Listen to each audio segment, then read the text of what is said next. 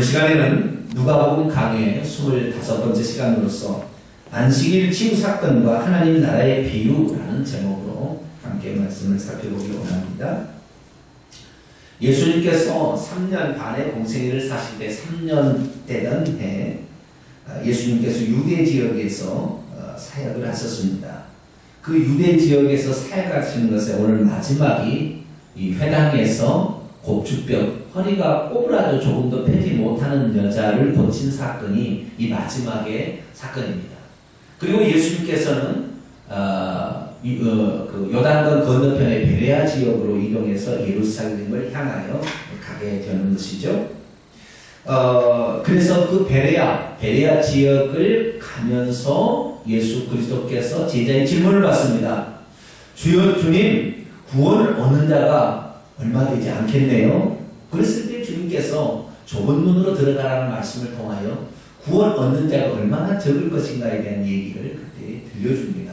그래서 오늘 본 말씀은 예수님의 후기 유대 사역에서 베레아 지역의 이동의 과정 속에 일어난 사건들인데요.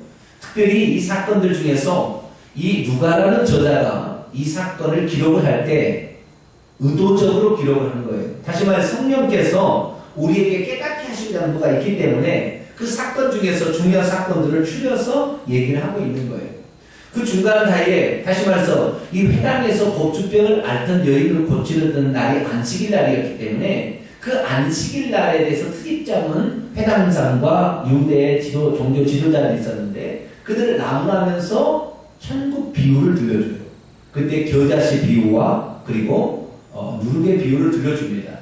그렇기 때문에 이 비유는 꾸짖음 속에서 나오는 거예요. 그래서 우리가 하나님의 말씀을 들을 때 어떠한 배경하에서 우리가 그 말씀을 들어야 되는 것인가? 예수 그리스도께서는 어떠한 배경하에 말씀을 하셨는가를 주의 깊게 듣지 않으면 우리가 그 하나님 말씀의 본뜻을 알 수가 없어요. 특히 비유라는 것은 더 그렇습니다. 사건은 그래도 좀 알 수가 있지만 비유로 얘기했을 때는 절대 못 듣게 하려고 하는 작정하고 예수님이 하신 거거든요. 그러나 깨달을 수 있는 사람은 영적인 귀가 열리고 눈이 열린 사람은 그것을 들을 수 있도록 하는 거예요. 오늘 저와 여러분은 영적인 귀와 눈이 열려서 하나님 우리에게 주신 말씀을 정확히 깨달으시고 여러분의 믿음으로 인치시게 되기를 축원합니다. 그 믿음으로 인쳤다는 것은 우리가 그런 환경에 처했을 때 우리가 믿음으로 반응한다는 것입니다. 여기에서 우리가 아무리 하나님 말씀을 듣고 아무리 깨달았다 한들 그 환경이 처했을 때 믿음으로 반응하지 않으면 그 사람은 못 배운 거예요. 그 사람은 헛것 신앙생활 한 거예요. 그래서 우리가 하나님 말씀을 들을 때 이걸 지금 내가 듣는다. 왜 듣느냐? 하나님께서 이런 환경이 처했을 때 너도 그렇게 반응하라. 너도 믿음으로 반응하라. 너도 주님께서 기뻐하시는 사람이 되어라 하는 우리에게 말해주는 거예요.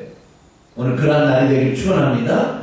자, 그러면 먼저 곱주병 여인을 고친 사건을 보십시다. 누가복음 13장 10절입니다. 예수님께서 안식일에 어느 날에?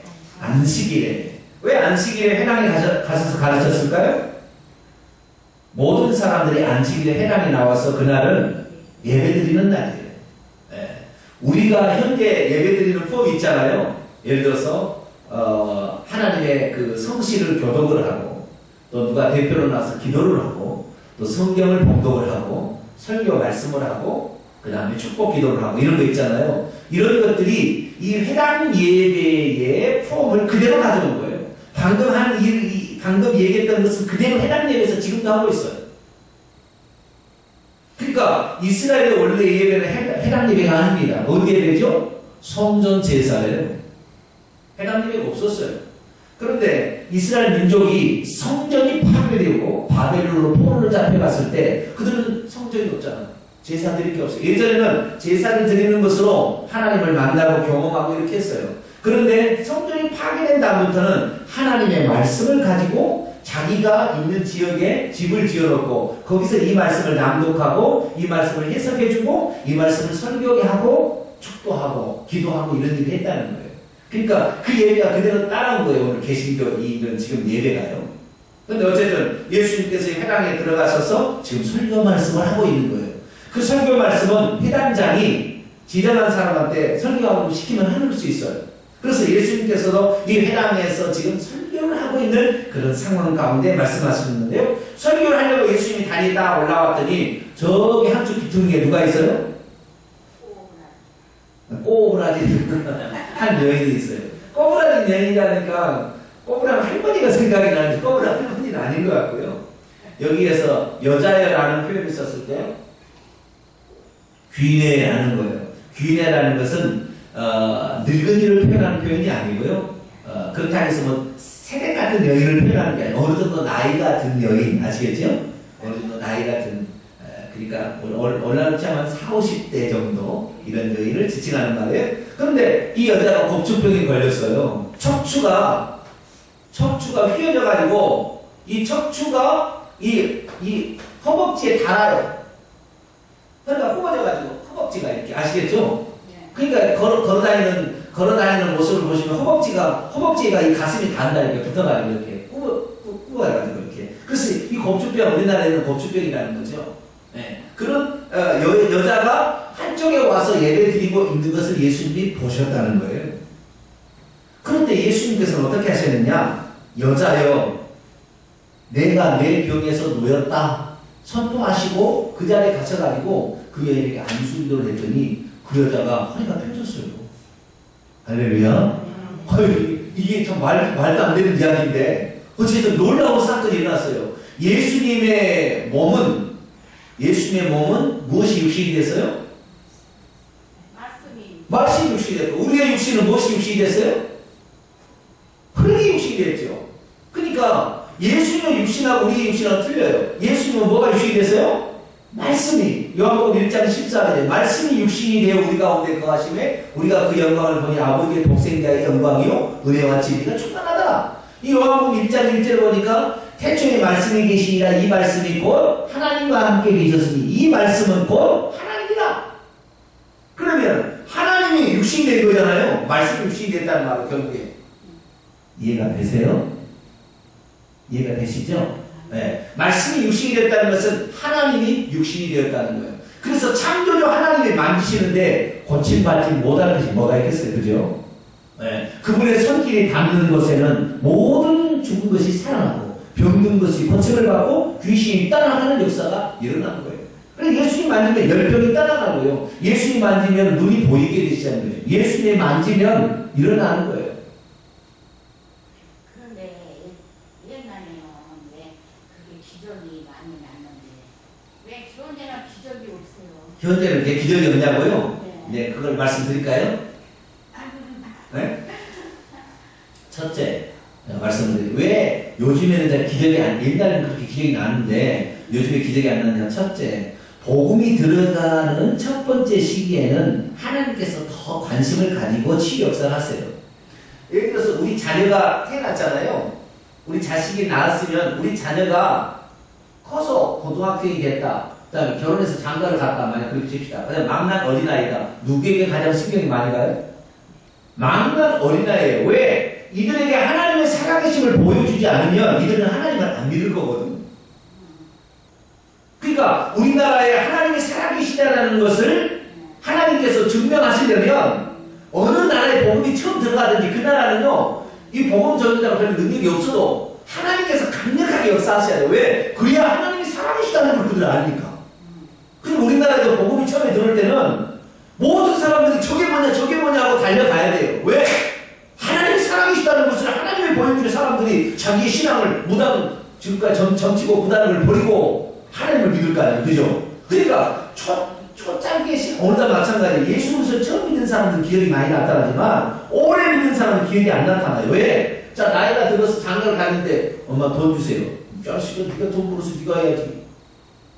우리가 신앙생활 오래 할수록 기도 많이 해야 돼요. 그래서 왜 그런 줄 아세요? 자, 어렸을 때는 하나님이 응답을 바로 응답해 주지 않으면 하나님을 안 믿어요. 이 친구는 모르니까 잘. 그런데 그러니까 하나님 살아계시면 믿어야 되잖아요. 그런데 저 나이가 많은 사람이 기도했는데 바로 주면은요, 하나님이 준 건지 자기가 돈 열심히 번지를 잘 몰라요. 그렇기 때문에 오래 믿는 사람은 더 강력하게 기도를 해야 돼요.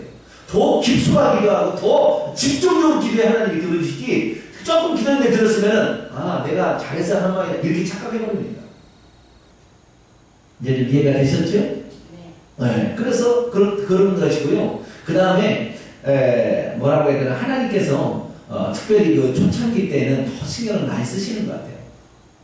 그러니까 우리가 오늘 우리가 치유를 받는 데는요, 치유를 받는 데는 자, 세 가지가 필요한 거예요. 권사님들 얘기하셨으니까 얘기할게요. 치유가, 내가 병이 들었는데 낫는 것은 세 가지가 있어야 치유가 돼요. 첫째, 이 고치는 사람이 능력이 있어야 돼요.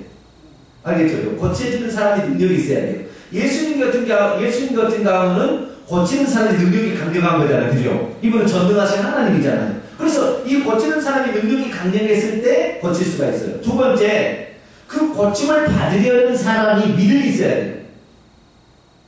그게 예수님께서도 이 말씀을 가르치신 다음에 병자를 치유하세요, 항상. 그래서 믿음이 들어갈 때, 그리고 사람이 믿음이 가지고 올 때, 믿음이 잘 안 들어가면 일부러 믿음 하세요. 그래가지고 대화를 통하여 믿음을 가르쳐 주세요, 주님은. 그래서 그 믿음이 들어갈 때 치유한다고요. 그래서 고침을 받은 자 입장에서는 믿음이 있어야 되고요. 세 번째, 성령께서 그날 역사를 하셔야 돼요. 성령께서. 그러니까 이 성령께서 역사하시도록 기도를 많이 해야 된다는 거예요. 근데 오늘날 우리가 치료가 일어나면, 그래서요, 만약에 믿음이 없는데도 치료를 받으면은요, 그 사람 언제 고침 받는지 주님 찬양하지 않아요. 그래서 하나님께서는요, 믿음 없는 사람 치료 안 해주세요. 믿음 없이 치료받으면 반드시 그거 갖고요, 나쁜 일 써요. 그리고 그걸로 하나님께 영광 돌리지 않아요. 그래서 우리는 정말 하나님 앞에 항상 믿음을 가져야 될 줄 믿습니다. 그래서 치유가 그때 잘 일어나는 것은, 그들은 지금처럼 무슨 정보가 많아가지고 이거 먹으면 낫다, 이거 먹으면 낫다, 이게 없어요. 그때는 뭐지, 어떤 사람이 치유가 일어나자면 전폭적으로 믿는 것이지, 저 사람 잘 고칠까, 이게 아니라니까, 그때 당시에. 알겠죠? 조금 믿음이 좀 틀려요, 그때 당시에는. 그리고 옛날에는 의술도 발달하지 않았잖아요.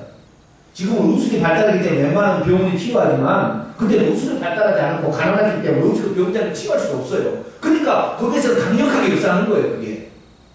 그래서 병자가 옛날, 그리고 초창기, 믿음의 초기 이럴 때 더 치유가 잘 일어나요. 우리 오래 믿는 사람 어디가 되냐? 더 강력히 기도해야 돼요.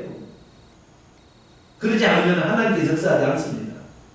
하나님을 찾지 않아도 응답이 되는 걸로 착각해서 그 다음부터 별로 안 할 거거든. 그러니까 우리가 정말 간절히 주님을 찾아야 되고요. 그렇게 해야 될 줄 믿습니다. 뭐 내가 그랬나?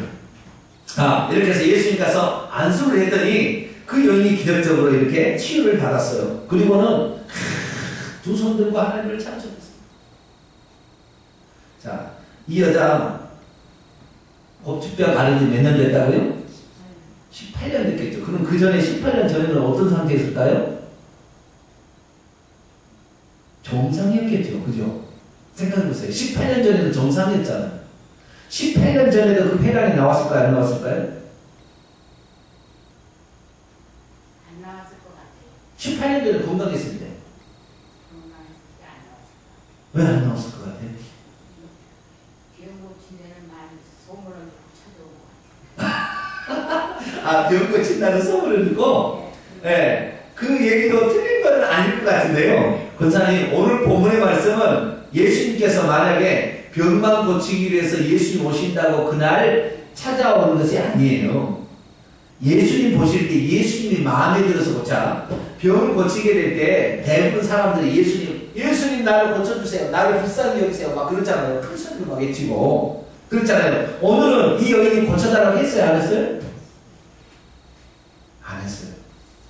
이 여인이 고쳐달라고 안 했는데 예수님께서 능동적으로 고쳤어요. 그게 무슨 말이냐? 그는 18년 전에도 예배당을 나왔어요. 그래서 그가 고충병이 알았지만, 병이 알았으면 그 전에부터 안 나왔다면 못 나오겠을 거예요. 어디 주제에 여기 나왔냐고 못 나오겠을 거예요. 그런데 그 전부터 나온 여인이에요. 그러니까 해당자도 어떻게 내보낼 수가 없어요. 왜? 해당자 나온 사람이니까. 그래서 여기 나오는데 점점 악화됐겠죠. 알겠죠? 그래서 지금 상태는 아주 악화돼서 이 가슴이 여기 허벅지에 붙은 상태까지 되어버린 거예요.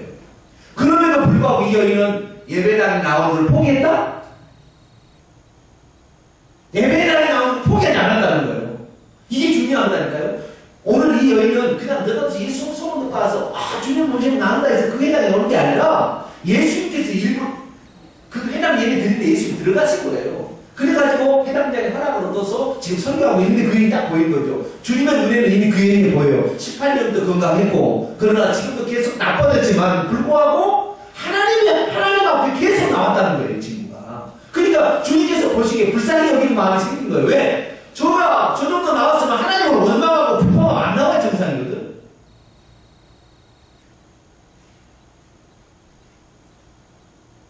그런데도 불구하고 오늘도 여러분 건강할 때 나오는 것은 별 문제 없지만 건강하지 않으면 성질이 나오기가 쉬워요? 어렵잖아요. 몸이 불편해봐요. 여러분 나오기 쉽나? 더 어려워요. 그리고 사람들이 시선이 따갑잖아요. 예전에는 건강할 때는 관계없으나 아니 그냥 몸이 막 불편하니까 사람들 보기도 불편하잖아요. 그러니까 나오지 말라고 시선도 따갑잖아요. 그럼에도 불구하고 이 여인은 하나님 앞에 오늘도 나왔다는 게 할렐루야. 그러니까 주님이 그 회당에 아마 그 여인이 있어서 들어가는 것 같아요. 주님께서. 그래서 고쳐다는 얘기도 안 했어요. 그 여인이. 그런데 주님 보시기를 네가 나를 18년 동안에 찾았으면 내가 너를 만나주겠다고 만나줄 거예요. 그래서 주님께서 그 여인을 고쳤으니까요. 그 여인이요. 여기에 보니까요. 하나님께 찬송을 하는데 원문에 보면요. 연신, 연거푸 하나님께 영광, 하나님께 영광 그렇게 막 하고요. 계속해서 이렇게 찬양을 돌렸다 그렇게 얘기를 해요. 여러분 하나님께서는 오늘도 예배하는 자를 찾으십니다. 할렐루야. 우리의 환경이 좀 나빠졌다고 교회를 안 나오고 그 사람 하나님 침 안 하세요. 우리가 좀 못 살고 우리가 좀 힘들어졌다고 하나님 포기하잖아요. 하나님 그 사람을 포기합니다. 그러나 이 여인은 자기 환경이 점점 악화됐어요. 18년 동안 점점 악화됐어요. 그래도 나는 하나님을 반드시 나는 하나님 안에서 나는 이 성전에서 나는 이 회당에서 나는 하나님을 만나고 하나님께 고침을 받으리라는 그런 믿음으로 오니까 주님을 땡긴 거예요. 할렐루야. 그래서 지나가던 주님이 그 회당에 들어간 거예요. 여러분 주님을 끌어당길 수 있는 사람이 되길 축원합니다. 여러분이 변함없어야 돼요. 힘들다고 에이 교회 안 가. 이러면은 주님 그 일이 역사하지 않아요. 이 여인은 예수님을 땡겼어요. 예수님께서 너무나 그 성전에 가고 싶었어요. 그 회당에 갔더니 그 여인이 있는 거예요. 설교를 중단하셨어요. 그리고 그 여인을 향하여 치유하셨습니다. 할렐루야. 그래서 우리 하나님께서는 오늘도 끊임없이 회당에 하나님을 찾고 예배하기를 기뻐하고 하는 사람을 오늘도 기뻐하시고 그걸 고쳐주시고 반드시 찾아주신다는 것을 기억하시고 끝까지 믿음으로 매달리기를 축원합니다. 그랬더니 14절에 회당장이 그걸 보고 안 이쁘게 생각해서 돈을 그냥 코에서 코김이 팍팍 나오네. 왜 그랬느냐? 좋은 설교만 하면 갈 것인데 안식일 날 뭘 했어요? 병자를 고쳤는데 이 회당장의 생각에는 무슨 생각이냐면 병자를 고쳐서는 안 된다는 생각을 갖고 있어요. 왜냐하면 장로들이 유전이 있었거든요. 안식일에는 35가지 하지 못할 일이 있다고 되어 있어요. 안식일을 기억하여 거룩히 지키라 하실 뿐만 아니라 안식일을 잘못 지키면 죽이라고 했거든요. 그러니까 안식일을 잘 지켜야 돼. 그리고 이스라엘 민족은요, 안식일을 잘 지키기 위해서 35가지 법을 만들었어요. 근데 그 법이 성경에 나와 있는 게 아니고, 성경에 예를 들어 이런 거예요. 글자를 1개를 쓰는 것은 안식일을 범하는 것이 아니지만, 글자를 2개를 쓰면 안식일을 범하는 거다. 맞아요, 틀려요? 응? 대답이 없으신 홍순 권사님. 글자를 하나를 쓰는 것은 안식일을 범하는 게 아니지만 글자를 2개를 쓰면 안식일을 범하는 것이다 라고 35가지 규정이 있어요. 그런데 그게 맞아요, 틀려요?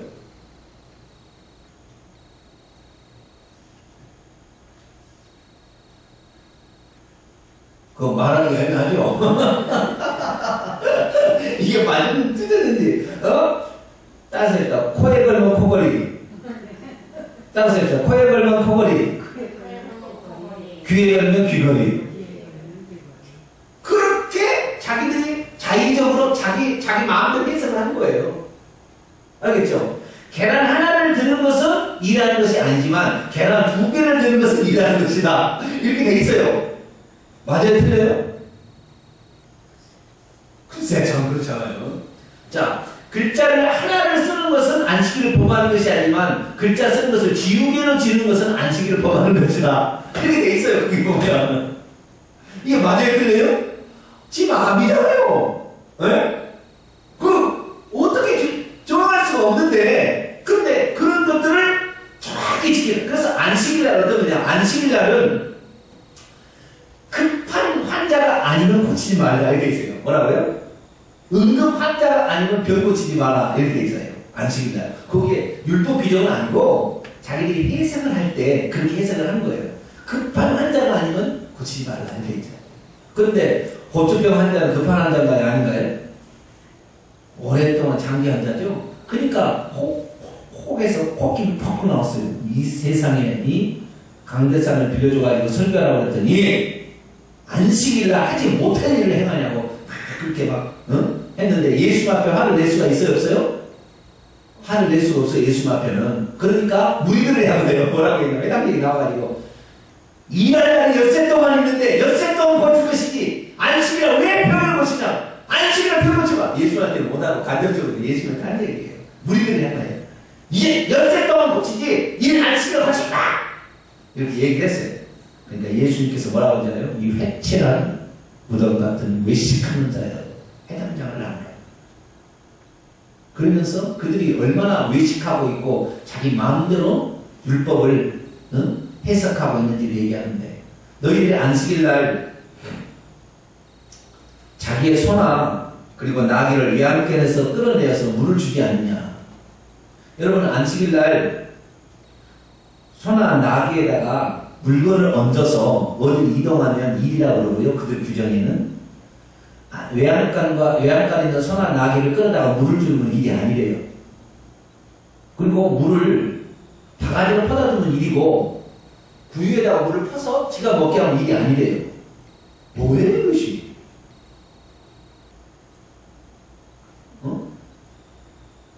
그러니까 자 예수님 하신 말씀이 그래요. 자 16절 말씀 같이 한번 읽어봅니다. 16절 말씀 시작. 그러면 18해 동안 사탄의 매임받은 이 아브라함의 딸을 안식일에 이 매임에서 푸는 것이 합당하지 않냐느냐. 동물로 너희들은 죽이지 않으려고 물을 주려고 물을 풀어다가 물을 주면서 사람이 하나님께 나와서 정말로 이 사탄에 매여서 병이 들어서 이렇게 고통받고 있는 것을 고치는 것이 이것이 동물도 중요하냐 사람도 중요하냐 이거예요. 그런데 너희들은 율법 규정에 얽매여가지고 율법 규정이 아니죠. 자기들의 전통에 얽매여가지고 율법의 근본적인 정신 그것을 다 잃어버리고 오직 규정에 매여 있어가지고 그 규정 때문에 사람을 정죄하고 이렇게 하는 것이 이게 잘못되었다는 사실을 예수님께 얘기해 준 겁니다. 그래서 참된 예배란 율법 규정에 꼼짝달싹 못해서 거기 앉아있는 것이 아니라 진정 나를 구원하신 그 하나님 그분의 역사하심에 우리가 기대하고 감사하고 중심으로 주님을 찬양하고 또 이렇게 고통받는 사람의 영혼이 풀어지는 것 이런 것이 참된 예배인 거예요. 예수님께서는 그러세요? 그런데 16절에 그러면 18회 동안이라고 되어 있죠? 성경 원문에는 18회 동안이라고 안 되어 있어요. 앞에는 18회 동안이라고 되어 있는데 뒤에 18회는 그렇게 되니까 아니고요. 열하고도 8년 동안 이렇게 있어요. 뭐라고요? 10년 하고도 8년 동안. 이 얘기가 뭔 얘기예요? 오래되었다. 그렇게 오래 나를 찾아서 하나님을 만나고 내가 이 성전에서 낫겠다 생각하고 온 여인의 그 바람을 외면하는 것이 그게 안식일 지키는 거냐라고 얘기하시는 거예요. 우리가 성전에 오게 되면 하나님께서는요 우리의 사정 다 아시고 이 10년 하고도 8년 동안이라고 얘기를 하시므로 그가 얼마나 오랫동안 하나님을 찾았었는지 얘기하고 있어요. 그래서 나는 그 여인을 나는 고쳐줘야 됩니다. 그렇게 나를 간절히 찾았습니까? 여러분 18년 동안 기도해봤어요? 매 안식일마다 18년 동안 기도해봤어요?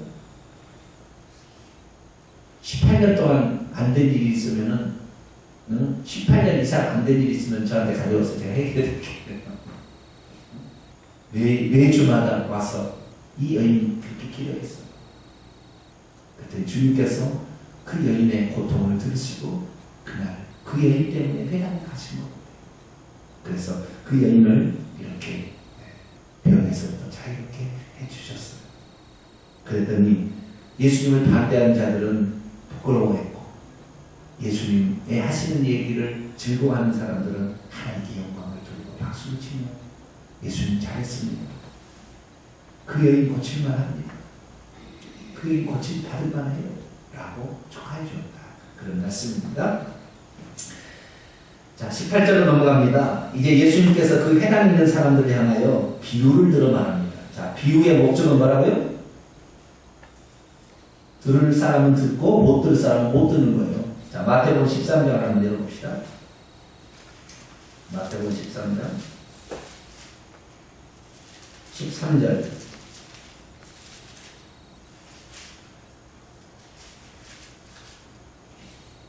마태복음 13장 13절 같이 읽어볼까요? 시작. 그러므로 내가 그들에게 비유로 말하는 것은 그들이 보아도 보지 못하며 들어도 듣지 못하며 깨닫지 못하는 일이라. 깨닫지 못하게 합니다. 알겠죠? 이건 뭐예요? 그 앞뒤를 12절 보면 무릇 있는 자는 받아 넉넉하게 되되 없는 자는 그 있는 것도 빼앗깁니다.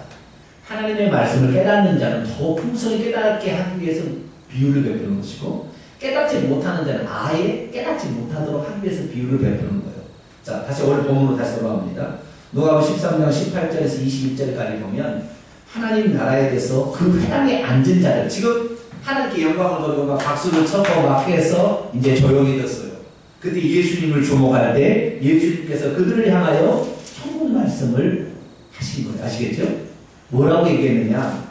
그러므로 예수께서 이르시되 하나님 나라가 무엇과 같을까? 내가 무엇으로 비교할까? 마치 사람이 자기 채소밭에 갖다 심은 겨자씨 하늘 같으니 자라 나무가 되어 공중의 새들이 그 가지에 깃들였느니라. 또 이르시되 내가 하나님 나라를 무엇으로 비유할까? 마치 여자가 가루 소말 속에 갖다 넣어 전부 부풀게 할 누루가 같으니라 하셨더라. 여러분, 예수님께서 이 말씀을 하는 것은 꾸지람을 주시기 위해서 하시는 말씀일까요? 칭찬해 주시기 위해서 그들 하는 말씀일까요? 약간 꾸짖는 거예요, 지금. 아시겠죠? 네?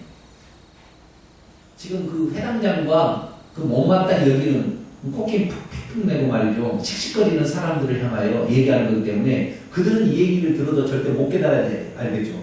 결론적으로 얘기하면.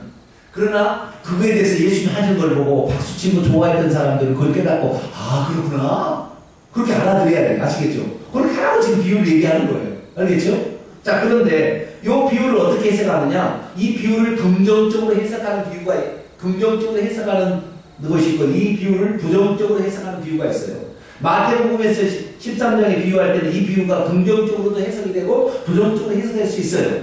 그런데 오늘 본문 말씀에는 이 해석은 해당장과 그 예수님의 하시는 얘기를 못 받았다 얘기하는 사람이 절대 깨닫지 못하도록 하나님이 하신 얘기니까 이 얘기를 부정적으로 해석을 해야 돼요. 이 얘기를 긍정적으로 해석한 사람은 어떻게 얘기하느냐? 천국은 아주 작은 것으로 시작이 된다는 거예요.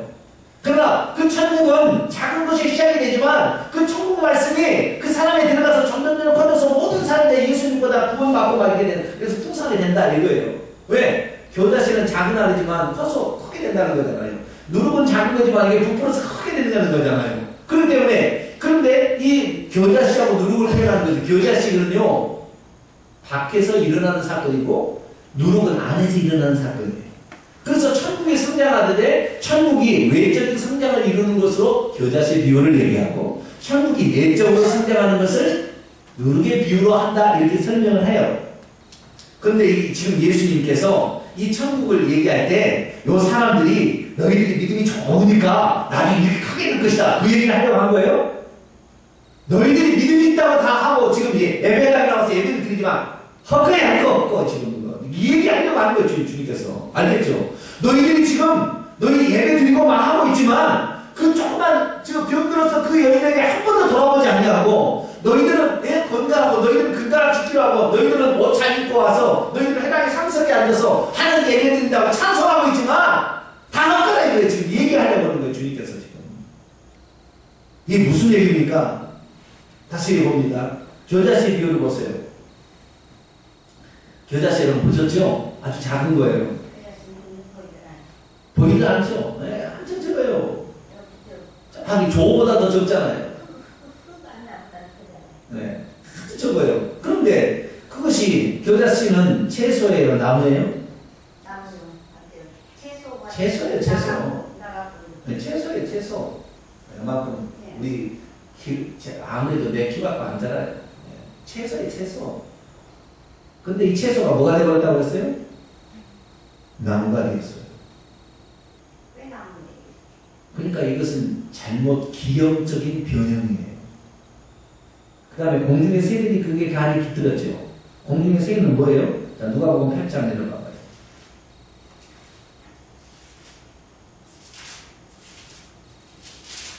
누가복음 8장 5절.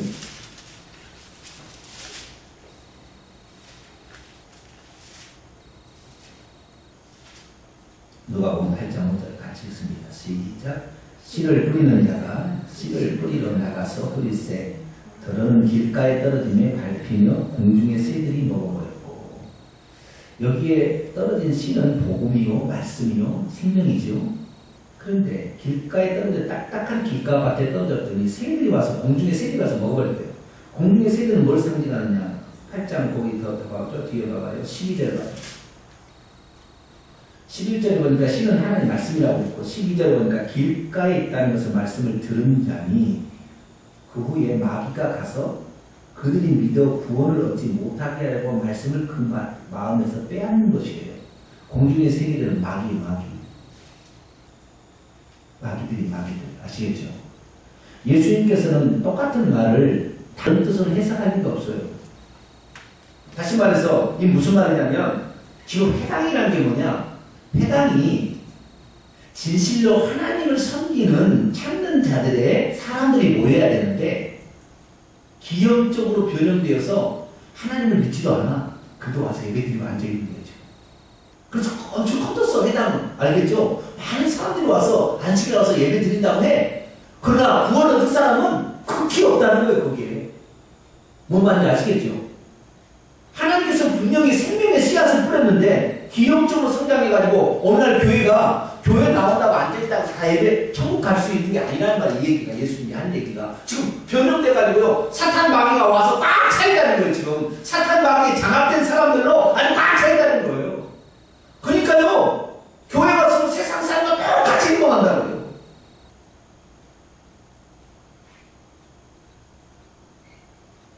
지금 교회가 완전 타락해버려서 수많은 사람들이 교회 오긴 온다는 거예요. 회당에 오기는 온다는 거예요. 많은 사람이 모이긴 모이지만 그것은 지금 하나님의 회당이 아니라 사탄의 회당이 되어버렸다는 거죠. 지금 회당장 보세요. 예수님 하는 걸 보고 하나님의 아들이 왔는데도 못 알아보고 막 씩씩거리면 화를 내잖아요. 그것이 이 외적으로만 그런 게 아니라 보이는 회당에 앉아있는 사람들만 많은 것이 아니라 내적으로도 누룩과 같이 속에서 지금 골막 뜯어서 부패하는 것이 완전히 들어가가지고 사람을 장악해서 속에 그 나쁜 생각으로 가득 찼다는 거예요. 알겠죠? 회당에 사람들이 많이 앉아있지만 이들도 하나님의 백성이 아니고 속으로 생각하는 것도 하나님을 생각하고 하나님을 사랑하는 마음이 없어요. 이 교회를 나오긴 나왔지만 사람은 많이 나와서 예배 드리는지 모르겠지만 거기는 하나님의 살아계심이 없고 하나님을 진정 추구하는 사람이 없다는 거예요. 주님이 하신 얘기가 그 얘기예요. 지금 너희를 절대 못 가다라 하고 지금 하는 거예요. 그들에게. 응? 이 비유를 설명하는 거예요. 그러니까 그들은 커져서 좋겠다 이 생각하는 게 아니에요. 너희들이 지금 가짜다 이거예요. 너희들 지금 변형되어 버렸다는 거예요. 채소가 나무가 되어서 공중의 새들 귀신들이 와서 깃들이는 그런 처소가 되어서 회당이 누룩이 부풀어가지고 다 옆자는 오염돼가지고 그 누룩이 다 해가지고 다 오염돼가지고요 다 형식적인 외식하는 사람으로 변해버렸다는 거예요. 진실한 사람이 없고 교회가. 저와 여러분 그런 사람 되지 않길 축원합니다. 그런 사람 되실래요? 외식에 물드는 사람이 되실래요? 우리 한국교회 외식에 완전히 물들었습니다. 예수님 얘기 그대로. 작은 교회 나오라면은 무슨 자기를 잡아먹을 것처럼 생각하면 절대 안 나오잖아요. 작은 교회를 살려야 됩니다, 지금.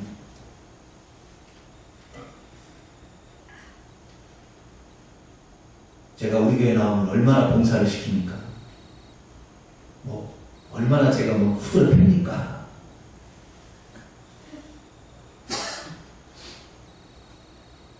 안 나온 사람들 그냥 물어봤어요. 새벽기로 나온 사람들 그냥 물어봤어요. 작은 교회니까 못 나온대. 다 힘들었어요. 예수님 말씀이 정확히 와요. 우리는 한 사람이 온다 할지라도 그 사람을 예수님처럼 사랑하고 우리가 그를 위해서 기도했죠. 할렐루야. 그런 진실한 교회가 만들어 갔습니다. 주님 그걸 원하세요. 그렇지 비대해진 거, 그것이 커진 거, 그것이 교회가 아니고 그것이 천국이 아니다. 천국 아니다. 잘못된 천국이다 시키면서 변형된 천국이고 기경적인 천국이다. 그것은 천국에 들어갈 수가 없다라는 것을 그 다음에 얘기하세요. 이제 그래서 그 다음에 얘기하시는 것을 잘 들어봐봐요. 벌써요. 22절로 넘어가요. 베레아 지방으로 가는데 주님께서 이제 그 얘기를 들었을 때 깨닫는 사람은 뭘 깨닫겠어요?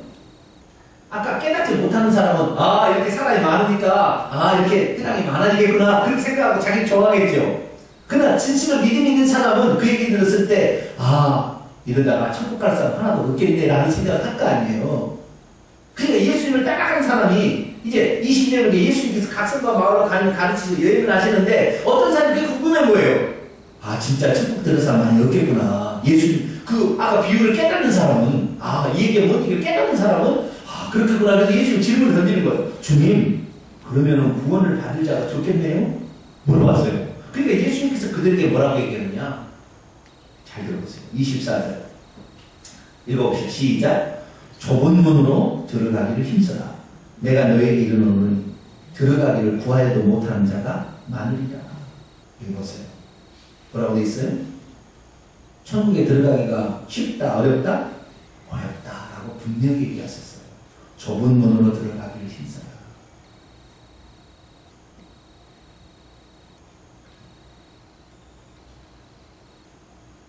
그냥 난 인사치레하고 남이 알아주고 이렇게 하는 것은 쉬워요. 그러나 우리 하나님께서 알아주는 사람 그렇게 가는 것은 쉽지 않다는 거예요. 기도하자 그러면 형식적으로 기도할 사람 막 찾지만 진실로 기도할 사람 많지 않다는 거죠. 그리고 찾는 자도 많지 않대요. 오늘 한국교회나 마찬가지잖아요. 한국교회가 터져버리니까 진실로 자신을 희생하는 사람 많지 않아요. 희생해도 다 뭐 때문에 해요? 외식하느라고 해요. 자, 이름 드러내요. 외식하는 거예요. 그렇게 변해버렸어요. 그렇죠? 그래서 우리는 오른손이 한 일을 왼손이 모르게 해야 되고요. 우리는 오늘도 진실하게 하나님 앞에 심한 생각을 해야 돼요. 그러면서 주님께서 말씀하시길 25절에 기회를 얘기하세요. 집주인이 일어나 문을 한 번 닫은 후에는 너희가 밖에서 서서 문을 두드리며 열어주소서. 그러나 안에서 주님께서 나는 너를 알지 못한다. 이게 무슨 말이에요? 주님께서 구원받을 수 있는 기회를 너에게 줄 때, 문이 열려있을 때, 좁은 문이지만 열려있을 때 들어오기를 힘쓰라는 거예요. 좁은 문이에요. 그러나 그 좁은 문으로 문이 열려있을 때 들어와야지. 한 번 딱 닫혀버리면 아무리 와서 두드린다 해도 열어주지 않을 것이다. 우리가 은혜 받을 때, 우리가 하나님으로부터 믿음을 추구할 때, 그때를 붙들어야 된다는 거예요. 그거 놓쳐버리면 안 된다는 거예요. 기회가 안 줘진다는 거예요. 나중에 기회를. 우리가 슬피면요, 또, 그 에서가 자기가 장작을 잃어버리는데 슬피 울어서도 안 됐어요. 아버지가 너에게 줄 복이 없다. 이미 네 동생이 받아가 버렸다.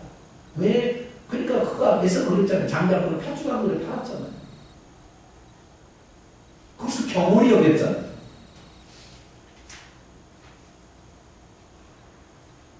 오늘 그래서 우리는 하나님께서 기회 주실 때 기회를 최대 우리가 선동해야 되고요. 기회 줄 때 붙들어야 되죠. 지금은 참 주님을 붙들기 좋을 때입니다. 할렐루야. 지금은 좋을 때 좀 있어봐요. 몇 년 지나가요. 여러분 믿음 생활 못합니다. 그걸 참 다 내다보고 있어요. 지금도 주일날 제대로 못 지키는데 그날 지킬 것 같아요? 안 돼요. 힘들어요. 쉬운 일이 아닙니다. 그러자 문을 안 열어주니까 그 사람들이 문을 두드리면서 나중에 하소연을 뭐라고 하냐면 26절에 그때 너희가 말하기를 우리가 당신 앞에서 먹고 마시고 또 주님은 우리를 길거리에서 가르쳤습니다. 다시 말해서 지금 예수님 앞에 가서 예수님 말씀도 들었고 그 다음에 예수님이 주는 오병이의 기적에 떡도 먹었고 예수님이 병자를 고치는 장면도 봤고 우리가 다 봤습니다. 그런데 우리를 외면하십니까? 그렇게 얘기한 거예요. 그때 주님께서 말씀하시기를 27절에 내가 너희에게 말하기를 나는 너희가 어디로 왔는지 알지 못하노라. 행하가는 자들은 나를 떠나가라. 그때 구경꾼처럼 그렇게 와 있는 사람 이 성전에 와 있어. 그러니까 나는 그렇다는 거 아니에요. 천국과 지옥 보낼 때 주님 저도 교회에 나가서 예배 드렸는데요. 그렇게 얘기해도 그 마음이 누룩처럼 부패에 가서 타락해버려서 더러져 버려가지고 외식하는 거 어쩔 수 없이 주님을 지키는 것처럼 주님을 사랑하는 것이 아니라 가짜로 하도 목사님이 뭐라고 얘기하니까 주님을 지키는 것으로 와서 앉아있으면 주님 다 안다는 거예요. 그때 너가 예배 드렸지만 나는 너가 예배 드리지 않은 건 나는 알고 있다. 나는 너를 모르겠다.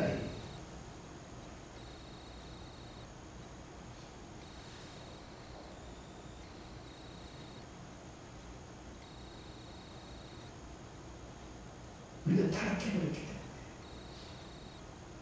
큰 교회는 큰 교회라고 좋다고 많다지만 거기다 지금 공중에 새들이 깃든 그룹이 되어버린 거예요. 그래서 그분은 주님 모른다고 작은 교회는 또 작은 교회는 하는 대로 다 얘기 안 해요. 우리는요 진실된 마음 할렐루야 주님 사랑하는 마음으로 주일날도 그렇게 지켜주기를 바라고요. 예배 시간에 그런 마음으로 우리가 해야 되는 거예요.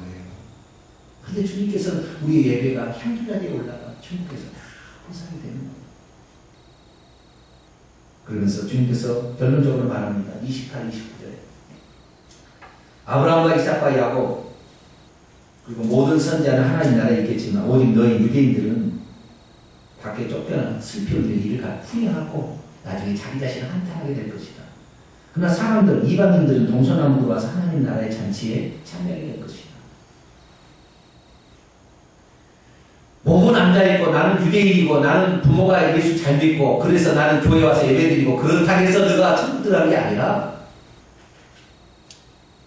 오히려 그렇게 가짜로 외식하고 있으면 오히려 너희들은 천국 못 들어가고 진실된 믿음을 가진 이방인들은 오히려 너희들이 배척하고 저런 것들 무식한 것들 이렇게 얘기하고 오히려 그들이 오히려 천국에 먼저 들어가서 잔치를 하게 될 것이다. 그러니까 너희들이 먼저 예수 믿었다고 너희들이 유대인이라고 혈통적으로 네가 참 특권이 있다고 해서 구원받을 것이 아니라 네 속에 진실로 주님을 사랑하는 마음 하나님을 사랑하는 마음이 있어요. 하나님의 말씀을 지키려고 하는 그 간절함이 있어야지 너희들이 네 자신을 포장하고 드러내고 존경받기 위해서 해서는 아무것도 아니다. 그렇게 주님 오늘도 말씀하고 계십니다. 우리 자신들 비록 저희 교회 많은 숫자는 아니지만 하나님 보시기에 알곡으로 가십시다. 할렐루야. 하나님께서 다 우리에게 복음의 씨앗을 뿌리는 곡식을 뿌렸어요. 그러나 어떤 사람은 그 씨앗이 중간에 삐지삐지 해가지고 쭉정이 되어버리고 어떤 사람은 알곡이 된대요. 가라진 아예 대처가 사탄이 뿌려놓은 거 있다 달라요. 그러나 우리의 믿음 생활해도 어떤 사람은 외식하고 거짓으로 위선적으로 이렇게 하면은 나중에 축적이 되는 것이고요. 우리는 알곡이 되어야 됩니다. 축적이 되지 말고 알곡이 되십시다. 할렐루야. 하나님 앞에 내가 지켜야 될 겁니다. 목숨 걸고 지킨다. 그 진실함이 있어야 된다. 기도할 때도 그렇게 진실하고 기도해야 된다. 그러면 주님께서 우리 반드시 나중된 자들아 먼저 되는 놀라운 축복을 준 것처럼 우리 그런 은혜를 주실 줄로 믿습니다. 기도하겠습니다. 하나님, 회당장이라는 높은 직책을 가져서